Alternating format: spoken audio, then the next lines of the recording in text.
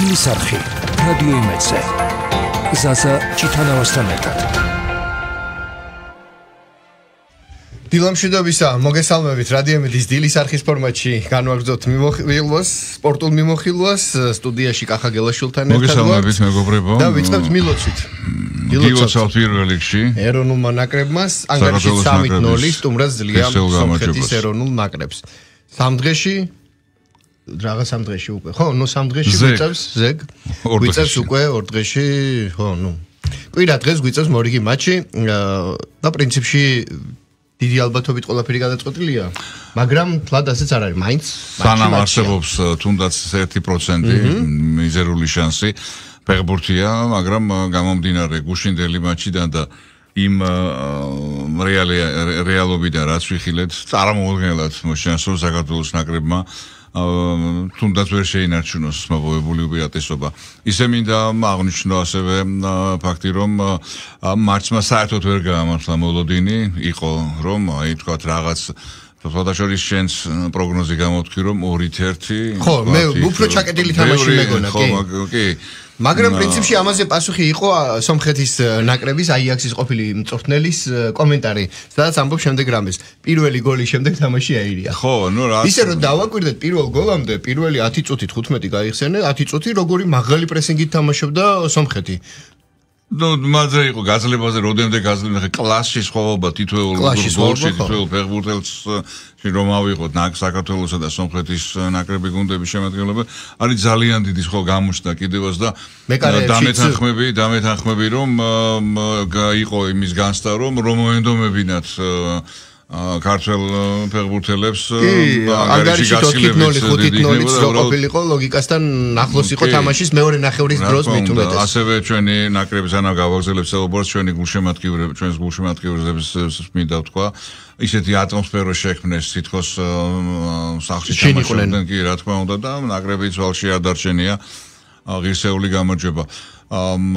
მიქაუტაძის წინვალე ფორმაშია გიორგი მიქაუტაძე დუბლი მეორე რამაგარი გოლი გაიტანა და მამარდაშვილის პასით დაიწყო შეტევა კარიერაში სანაკრებო კარიერაში პირველი საგოლე გადაცემა გააკეთა მამარდაშვილმა გიორგი მამარდაშვილმა კი ბატონო ეს არნიშნავი კოჩორაშვილი ყოველთვის აქტიური იყო და ფაქტობრივად გარღვევა კოჩორაშვილის აი მოქმედებით გაიხსნა თამაში ბოლომდე იბრძოლა კიტეიშვილთან გათამაშებული ულამაზესი სამსხლიანი კომბინაცია და ჩვენი 10 ნომერი შესანიშნავად ირჯებოდა კი ბატონო გიორგი კარგი კაპიტანი პასი მისცა ბოლოს არყავდა ლიდერი ხვიჩა კვარაცხელია ხა თბილისურ მატჩს უკვე შეიძლება ვთქვათ გადაჭითო ფორმალური მნიშვნელობა ექნება ანუ ეს კავკასიური დუელი, კავკასიური დერბი, რომელსაც ველოდით არ გაამართლა იმ ხრივ გამომდინარე იქნება ჩვენი ნაკრები გაცილებით მაღალი დონის არის, რაც ყველაზე მთავარია გამარჯვება ღირსეული,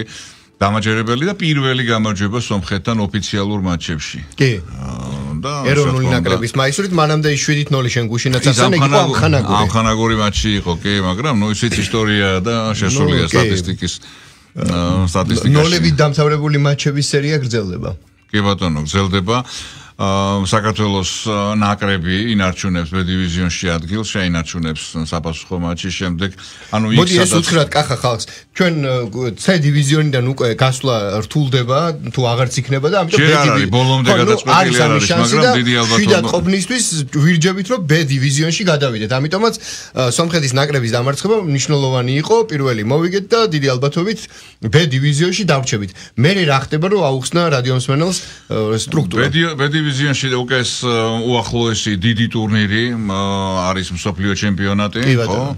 მსოფლიო ჩემპიონატზე გასვლის შანსი ერთა ლიგის გათამაშებიდან არ გვაქვს, ახლა სექტემბერში დაიწყება შესარჩევი ეტაპი, კლასიკური შესარჩევი ეტაპი, სადაც გაცილებით უფრო ძლიერი მეტოქეები გვეყოლებოდა და გაცილებით უფრო ძნელია გასვლა იქ, თუმცა ეს იმას არ ნიშნავს, რომ შანსი არ გვაქვს. რა თქმა უნდა, იქაც უნდა ვეცადოთ. ეს ერთა ლიგას რაც შეეხება, B-დივიზიონში დარჩენა კი უკვე ნიშნავს, რომ მომავალი ევროპის ჩემპიონატისთვის, ევროპის ჩემპიონატზე მოხვედრის შანსი გვექნება.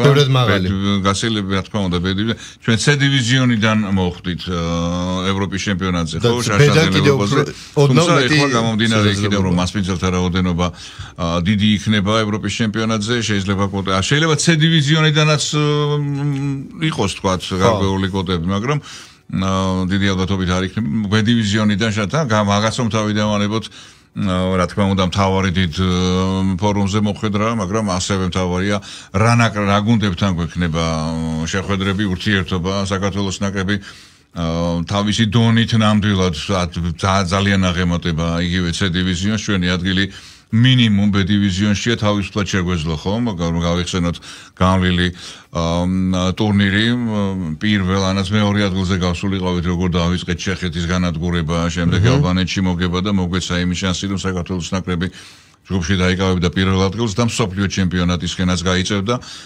ანუ ჩვენი ადგილი B დივიზიონში იყო, მე იქ რაღაც მცირე, თქვათ, გაუთვალისწინებელი უიღბლობები და ასე შემდეგ და იყო რასაც მოყვა ალბანეთთან მარცხი, იგივე უკრაინასთან მარცხი და შემდეგ ჯგუფში ბოლოს წინა მესამე ადგილი. რამაც გამოიწვია სწორედ სომხეთთან ეს დაპირისპირება, სომხეთი C ჯგუფში გავიდა, C დივიზიონში გავიდა ერთ-ერთ ჯგუფში მეორე ადგილი. აქვე მინდა აღნიშნო რომ კი სომხეთს ადვილად მოუგეთ, მაგრამ ეს არ არის ასეთი ხელწამოსაკრავი და იმის თქმა რომ უსუსტესი ნაკრები იყო, ესეთი აკლდა ძალიან ბევრი წამყვანი ფეხბურთელი, მაგრამ სომხეთთან თამაში უჭირს ძალიან ბევრ კლუბს. უჭირდა და უჭირს თქვათ. უბრალოდ ჩვენი ნაკრები და საპირისპიროდ შეიძლება ითქვას, რომ სომხეთის ნაკრები დღესდღეობით არ გამოდგება იმის საზომად, რომ აი ჩვენი ნაკრები ძალიან მაგარია. ხო, ნუ არის ეს გასილებით ძლიერ მეტოქეებთან. ნუ კლასი იგრძნობა, გამოსვლება იგრძნობა, მით უმეტეს საფხულის ფორუმის შემდეგ ეს უპირატესობა არის, მაგრამ ახალი შეკრულობა და რაღაცა ახლებური მიდგომით შედუღაბება გუნდისა კლუბ საჭიროა სტრუქტურული თვალსაზრისით. კარგია რომ გუშინ როგორც კი 3-0 იყო ანგარიში და განაღდებული იყო ასე ვთქვათ შედეგი სანიოლის მხრიდან ჩვენ ნახეთ 3 მაგიში ცვლილება და ეს იყო მოსიძვა. გულდასაწყვეტი არის ტრავმა რომელიც ლუკა ლოჩაშვილმა მიიღო ჯერჯერობით ტრამვის ხარისხი არ ვიცი მე ძალიან გამიკვირდება და გამიხარდება რა თქმა უნდა კვირას თუ მწყობში იქნება, მაგრამ ისეთი რეაქცია ქონდა ეგ მყესი თუ კი, ნუ ჯერჯერობით არ გაუწყდა და წინასწარი როგორც მე მაქვს ინფორმაცია, წინასწარი ვარაუდით სერიოზული ტრავმა არ არის, მაგრამ სომხეთთან ძალიან ცუდად თბილისში ლუკა არ იქნება. მაგრამ ყველაზე მნიშვნელოვანი გამოჩნდა ამ შემთხვევაში დაცვის ხაზში ლოჩაშვილი და გოგლიჩიძე კარგად შეთამაშდნენ. კი. ეს იყო ყველაზე მნიშვნელოვანი. ნაკრები ევროპის ჩემპიონატის შემდეგ ძალიან გაზრდილია, ასე ვთქვათ. იმიტომა საჭიროა ასეთ დიდ ფორუმებზე თამაში. იქ მარტო უშუალოდ თამაში სკაუტების თვალში მოხვედრა არ არის. ხო, რა თქმა უნდა, ეგ ზოგადად გამოსილებას იღებ ისეც რომ უკვე თქვათ აი ასეთი დონის თამაშებში აღარ გამოიყურებ ყოფილა ხო ჩვენ არანაკლები შემადგენლობები ყოლია წინა წლებში, მაგრამ თითქოს აი რაღაც ესეთი ხა შიშს არ ვიტყვი, მაგრამ აი სიფრთხილე იქ უაზრო გათამაშებები, უაზრო დაკარგვები, ეხლა ესეთი რაღაც აღარ არის. კომპლექსის მომენტია ნაკლებადაა. ხო, ნუ რაღაც იყო ის ეს იგივე ევროპის ჩემპიონატზე თამაში, იქ там გასვლა. მე ვფიქრობ აი რასაც შენ ამბობ, აი აქ თავარი არის, რომ ჩვენი უპირატესობა მუდმივად იყო ინდივიდუალიზმი და მეორეს მხრივ სირთულეს და პრობლემაც იყო ინდივიდუალიზმი, ჩაკეტილი ინდივიდუალიზმი და ახლა აი რაც უფრო მოვახერხებთ რომ ინდივიდუალიზმი და გუნდურობა ერთმანეთს შეერწყას, მით უკეთეს შედეგი გვექნება ყოველთვის. ამის მაგალითი იყო გუშინდელი, თუნდაც ის ბოლო მესამე გოლი, როცა ჩაკვეტაძეს მაინც ვიგებდით, 2-0 იყო, უბრალოდ შეეძლო რა, გაიტანს, ვერ გაიტანს და მაინც ვიგებთ. მაგრამ არა, პასი გააკეთა, რომელიც ნაღდი გოლის მომასწავლებელი იყო, ხო? და დუბლის საშუალება მიეცა ჟორს, რომლითაც იგი ახერხებს და უკვე რეიტინგში საქართველოს ეროვნული ნაკრების მაისურით გატანილ გოლებს გადაასწრო რეიტინგში მეორე ადგილზეა, არველაძე პირველზე. შოთა 18 გოლი. არ ვიცი ახლა ძალიან ერთი გოლით გადაასწრო ხვიჩას. კი, ერთი გოლი და ხო თქვა კიდევაც მატჩის შემდეგ ხა არ ვინახავსო ხვიჩას ვნახავ და ვეთქვი ხო გადაგასწარი. და ძალიან მაგარი იყო, ყველაზე მაგარი იყო მატჩის მეორე ტაიმისკენ ჟორჟის და მისი ყოფილი მწვრთნელის დიალოგი. კარგად მოიქცა რომ მივიდა და გოლები მიულოცა. იმ ადამიანს, ვინც ამას გოლების გატანის საშუალებას აიაქსში არ აძლევდა. სხვა პოზიციაზე ათამაშობდა, სადაც არ ენდობოდა და არ მიიჩნევდა აი ამ აიაქსის რაც არის ბოლო წლების აიაქსის დონის ფორვარდად პირიქით იყო ჩანდა ხო რომ ჯორჯი გაცილებით უფრო დიდი იყო აიაქსთან შედარებით და აჩვენებს კიდევაც ლიონი დღევანდელ აიაქს ეხა ისტორიაზე არა მაქვს ლაპარაკი დღევანდელ აიაქს მნიშვნელოვნად აღემატება ისევე როგორც საფრანგეთის ჩემპიონატი ნიდერლანდების ჩემპიონატს ანუ მე მაგალითად ძალიან გაბრაზებული ვიყავი რომ არ აძლევდა არ მისცა საშუალო დააკარგინა ის პერიოდი კი და დაბრუნდა თავის გუნდში და იპოვა თავისი ადგილი აგერ ლიონში თამაშობს და მე დარწმუნებული ვარ რომ შეიძლება მომავალი სეზონიდან უკვე მიქაუტაძე გაცილებით უფრო მაღალი დონის მოკლედ დღეს სომხეთის მწვრთნელს ჯონ ვან ტრიფს რომელმაც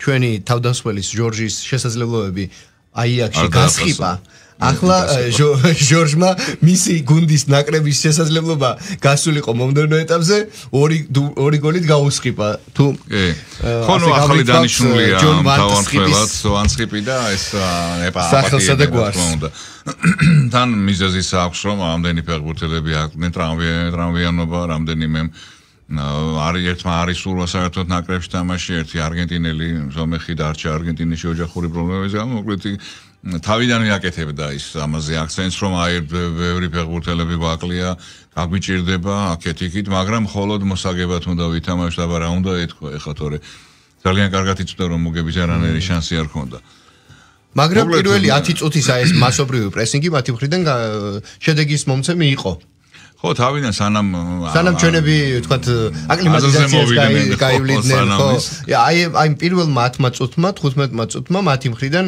ეფექტიანობა გამოიღო მაგრამ ეგ იყო და ეგ კი მე არაფერი ჩვენ ახლა სხვა მატჩებზეც უნდა ვილაპარაკოთ იმიტომ რომ ეროვნული ნაკრების გუშინდელი შეხვედრები ძალიან დიდი ყურადღების საგანი იყო და ჩვენ გუშინ აღნიშნეთ კიდევაც ვინ ვის შეხვდებოდა და ახლა ჩვენ შეგვიძლია ანგარიშებს გადავავლოთ თვალი და მე ისიც შევახსენოთ რადიოსმენელს რომ ხვალ უბრალოდ დღესაც არის გარკვეული მატჩები და მოკლედ ამ ყველაფერზე შემოდი ელიტური ალიგის პლეიოფის მატჩები მიმოვიხილოთ სენსაცია ხორვატია საფრანგეთი ხორვატებმა 2-0 მოუგეს ნებისმიერი ტურნირის და ნებისმიერი მატჩის ფავორიტებს მუდმივად საფრანგეთის ნაკრებს 2-0 თუმცა საფასუხო მატჩი 23-ში პარიზში გაიმართება და იქ ნახავთ ფავორიტად იყო მიჩნეული პორტუგალიაც კი ბატონო მაგრამ დანიამ შინაური კედლების ეფექტი გამოიყენა და ძალიან კარგი ნაკრები ყავს 1-0 მოიგო დანიამ საფასუხო მატჩი პორტუგალიაში აი იმავე დღეს იტალია გერმანია იტალია ისევე როგორც სერია იტალიის ნაკრების შორს არის უკვე ძალიან დაშორდა იმ ნიშას რომელიც ეჭირა ათწლეულების მანძილზე აგერ მორიგი მარცხი გერმანიის ნაკრებთან კი ბატონო 1-2 და ჩვენი მომავალი მეტოქე ნიდერლანდში მაინც ვინ იქნება იმიტომ რომ იქნება მსოფლიო ჩემპიონატის 2-2 ფრეი თამაშეს ჰოლანდია ნიდერლანდებმა და ესპანეთმა ხო, ну საინტერესო მატჩი მერინომ საჯის მიერ დამატებულ წუთზე ესპანეთს პრემო უტანა 2-1 იგებდა ნიდერლანდები 2-2 საფასუხო მატჩი ესპანეთში ასევე 23 მარტს გაიმართება. რაც შეეხება ქვედა ლიგებს ერთადერთი ისიც აღნიშნოთ რომ ნიდერლანდელს ხატოს წითელი ბარათი აქვს და ჩვენთან შეხვედრაში აღარ იქნება და ვანდაიქს ერთი ყვითელი რომ ისეს იმედი მქონდა იქნება მეორეც მიეღო რომ ჩვენ თავდასხმას მე გააძლიერებოდა თუ მათ შევხვდებოდით. ხო მე უკვე აღარ იქნება მე მგონი იქ ეს ყვითელი იქით ამის მერე იქით წითელ ყვითლები აღარ გადავა ხო? არა ეს უკვე ეს სოფლიო ჩემპიონატის არჩევი ახალი ტურნირი ახალი ნუ რაღაც განსაკუთრებული ისეთი დანაშაულის უნდა ქონდეს ფეხბურთელს რომ თქვათ იქ იმშელოს ეს UEFA-ს ეგიდით ტარდება ეს ტურნირი სოფლიო ჩემპიონატის არჩევი და უკვე FIFA-ს ხო ნუ იქ არ არის ასე ხო და ამიყვება მოკლედ ბევრი საინტერესო მატჩები იყო ADAB-ს A დივიზიონის და B დივიზიონის ანუ ბედანაში გადასასვლელი და თქვათ A-დან B-ში დასაქვეითებელი ეს ორი მატჩი თურქეთმა უნგრეთს 3-1 ავსტრია სერბეთი 1-1 დასრულდა შოტლანდია მოიგო სტუმრად მოიგო შოტლანდიასთან და ჩვენი ასე ვთქვათ სადაც საქართველოს სომხეთს შეხვდა ბედანცეში დაქვეითების საფრთხის წინაშე ვიყავით ასეთივე მატჩი იყო ბულგარეთი ირლანდია და ირლანდიამ სტუმრად დაამარცხა ბულგარეთი ჩვენი მომავალი მეტოქე მსოფლიო ჩემპიონატის წესრიგ ეტაპზე ბულგარეთის ნაკრები და უკრაინამ დაამარცხა ბელგია 3-1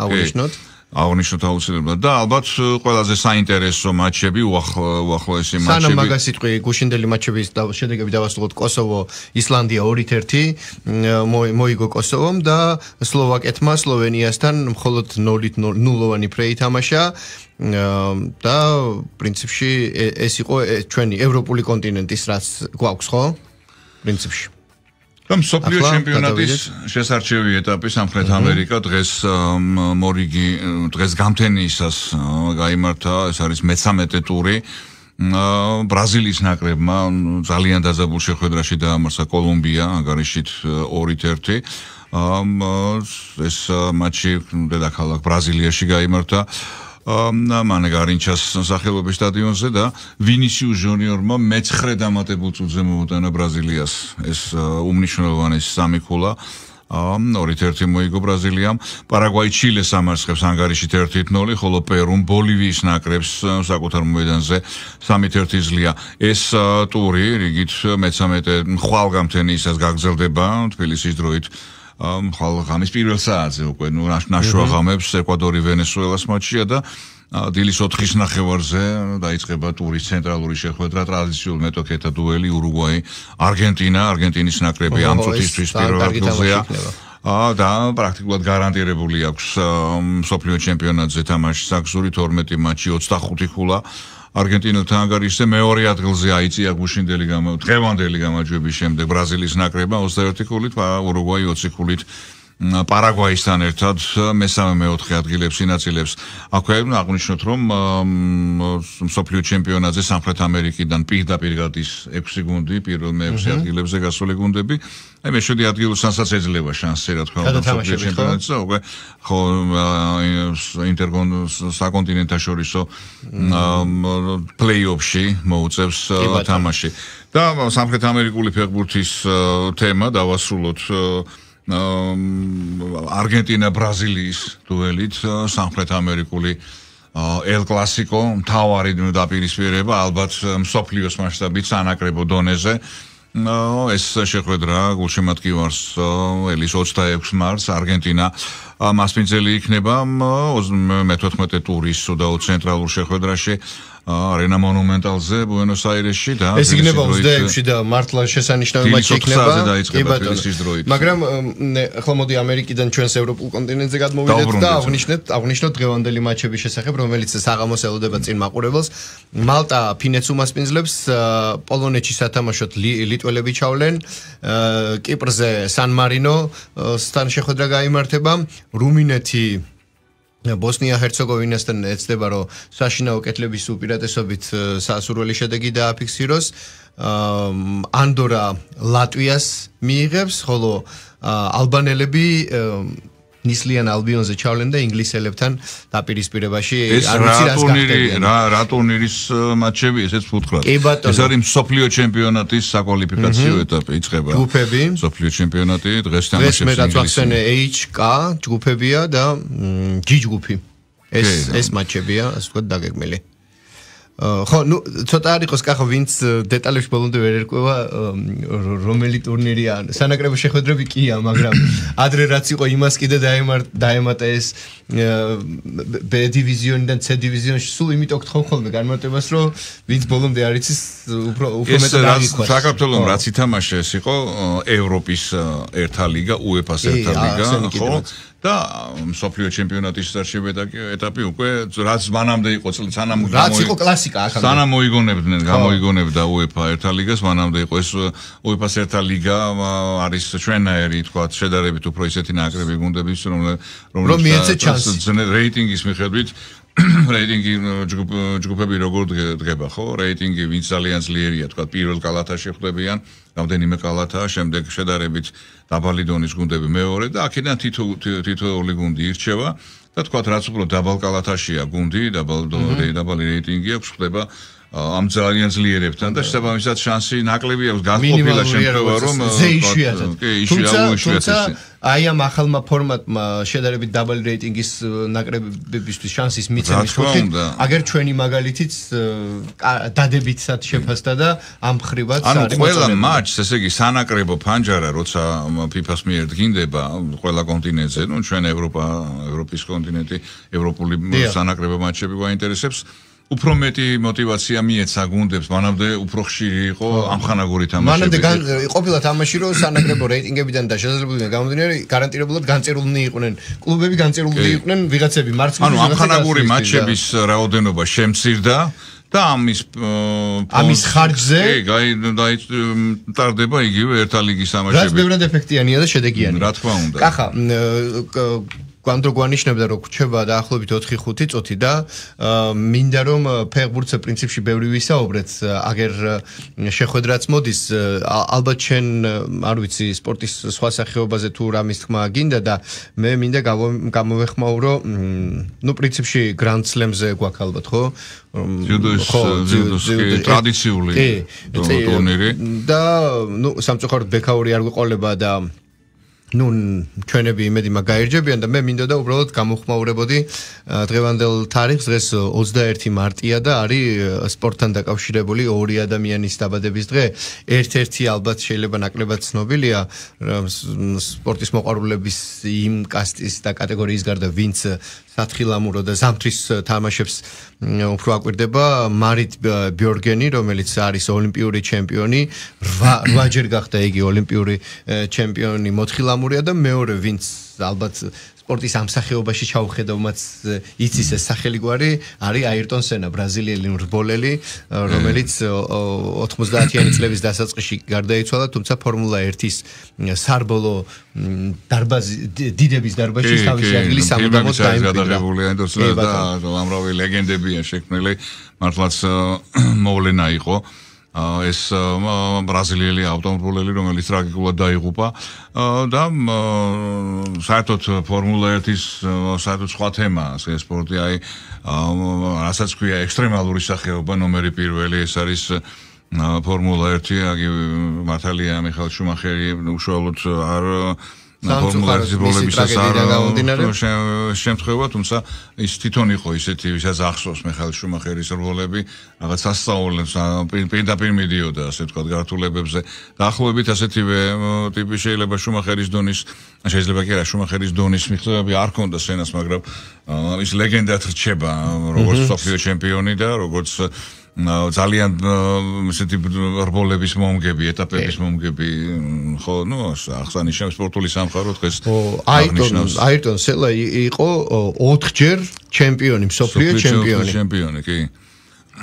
ფორმულა 1-ის კლასში და სამწუხაროდ ტრაგიკულად 1994 წლის 1 მაისი იყო, როდესაც რბოლის დროს სან მარინოში, იტალიაში, ხო, აირტონ სენა ძალიან მაღალი სიჩქარით ეჯახება ბეტონის კედელს და მე ისე რომ სამწუხაროდ გონზეც ვერ მოვიდა, საღამოსთვის უკვე გავრცელდა ინფორმაცია, რომ იგი გარდაიცვალა და ადამიანი რომელიც პრინციპი 65 წლის უნდა ყოფილიყო რომ არა ეს ტრაგედია დღესაც ცოცხალი იქნებოდა.